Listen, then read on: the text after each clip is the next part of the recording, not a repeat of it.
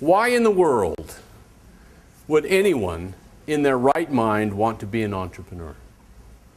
Why do you, if you do, want to be an entrepreneur? Yes? Wait, tell me your name. Michael. Michael. There's no limit. There's no limit to the income. I love that. Yes? It keeps you thinking. It keeps you thinking. Very good. Yes? You work for yourself? Well, isn't that a problem? Okay, yes?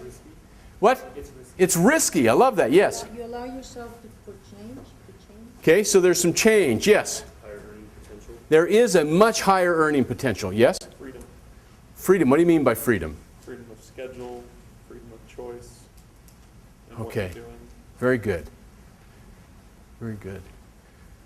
You know, almost all of these are wrong. The ability to give, that's very good. Okay? You have the ability to give if you have a job, do you not? Yes. Yes. Okay. So let's deal with this one right off the bat. Talk to me about risk. Are there two words that are more closely aligned than entrepreneur and risk? Probably not. Okay? And what do we know for sure about the relationship between risk and reward? Yes? They're in equilibrium. As one goes up, the other will fall away. So you're saying that the greater the risk, the greater the reward. Okay? The greater the potential reward. Because really, I mean, that's the way we say it because it's fewer words. But really, this is right? The greater the risk, the greater the potential reward. Because if you were right, the greater the risk, the greater the reward, there is no risk. Right?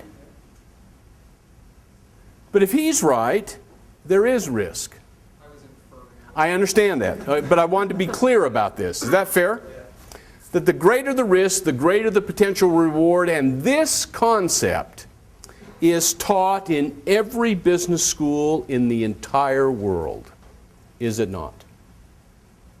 And it is absolutely wrong. You laugh. That's the second time you've done it. It is absolutely wrong. It is absolutely false. Because what we're saying, if we're saying that the greater the risk, the greater the potential reward, we're saying that if we were to graph it out and we had risk here and we had reward here, that there is some relationship, we'll just call it this line, that represents what you were referring to in shorthand and what you were saying about the potential reward, right? What we're saying is that every combination of risk and reward kind of pair themselves up as a couple's going to a dance. And they say, well, I've got this risk level and I have this reward level, and so where do we fit on this continuum? And all of these risk and reward pairs line up exactly on this line. Is that not what this theory says? Is that fair enough? I think with the potential, it's more like I would be more like a curve. A curve, okay. We can do it in a curve. Okay? That there's a curve here like that. Is that fair? But do not these things line up on this line? Will you give me that? Okay? Because see, I think even this is wrong. Okay? I'm going to suggest to you that whatever line you graph it out, it's not really on the line, but that it is clustered around the line. Fair enough? And if we were doing with the curve, it would be clustered around the curve. And I'm not sure how wide this cluster is. I'm not sure if it just follows a very narrow line whether it's a cluster or whether it's actually a bell curve. You with me on this? I mean, this is theoretical. But let's just say that I want to look at this dot and I want to look at this dot.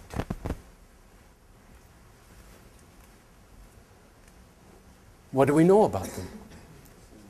They have virtually the same risk, do they not?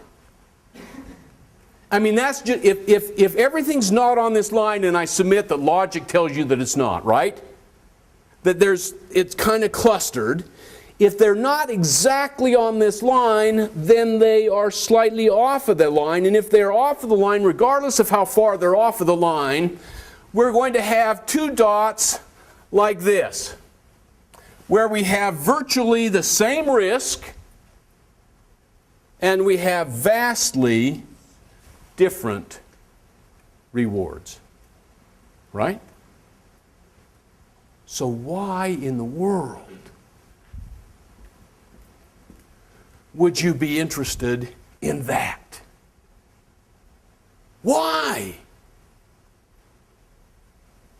You wouldn't. Right? You say, why would I take that risk for a puny reward when I could take the same risk over here for a much higher reward? This is like entrepreneur arbitrage, right? Because we're looking at the different levels of risk and the different levels of potential rewards. So why in the world would I take a higher risk for a low reward if I can take that same risk and get a higher reward? You wouldn't do it. I'm going to suggest to you that they are not only clustered along this line, I'm going to suggest to you that they are uniformly scattered throughout the entire universe. Now, what does that do to our level of risk-taking? I grant you that it's almost impossible to absolutely eliminate it. Okay? But, I'm going to, tell me your name? Michael. Tell me about this dot right there. Very high risk, virtually no reward. Can you give me an example of a business like this? I think a lot of restaurants could fall into that. I would agree with that. Very high risk, very low potential reward. I'm going to give you one that's my favorite. Okay? And I see these opportunities constantly, so do you. Is occasionally I will get an email from Nigeria. Okay? And here's an opportunity to make millions. Okay? And there's very little risk, ostensibly. Okay? And huge potential reward. Fair enough? What are the chances of answering that email and successfully making money in this transaction? What are the chances? 0. I mean, it's absolutely certain that I'm not going to make any money on this thing, right? In fact, I'm going to lose money. I mean, is there any question about this? Is there a chance this guy in Nigeria might slip up and send me $23 million? It's just not going to happen. It is not going to happen. Tell me about this dot. Why? What's attractive about that dot? That's the guy in Nigeria sending it. That's the guy in Nigeria. Very good. Okay? Tell me about what are the components of that dot? What? Tell me. 0 risk, high potential reward. Do they exist? Yes, they are all over. They are all over. Why aren't you looking for those? You don't know how? Up until about 10 minutes ago, you didn't even know they existed. right? Because you were laboring under the assumption that if it has low risk, it must have low reward, right? And therefore, who cares? Who cares? And I'm saying to you that the relationship between risk and reward is the inverse of what everyone else teaches. I submit to you that the greater the risk, the lower the potential reward. That the lower the risk, the greater the potential reward. Because if we have high potential reward, we also have, most commonly, high potential loss, which nets out at zero, does it not? Why would you risk a lot where you could either make a lot or lose a lot? That doesn't make any sense to me. I never want to lose. And how do I avoid losing? I avoid risk. I avoid risk at every turn that I can. Well, now wait a minute, Ralph. You're an entrepreneur. You are supposedly a risk seeker. Fair enough? And I'm saying, no, I'm not. I am a risk avoider,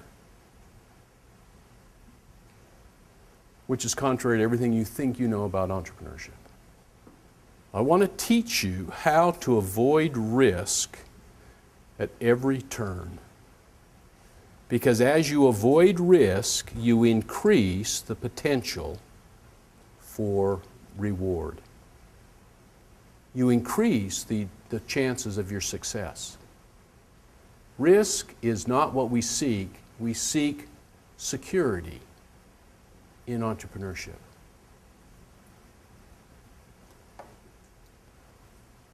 Whoa. Right? Now, are there entrepreneurs out there that seek risk? Yes. Are there riverboat gamblers? Yes. Do they call themselves entrepreneurs? Yes. Okay? It's not the entrepreneurship that I teach. It's not the entrepreneurship that I've done. I am a risk avoider. I look to structure my deals. I look to structure my businesses to minimize the risk as much as possibly can be done. And really, it turns out to be quite easy to do it. We'll talk about some ways to do that. Okay?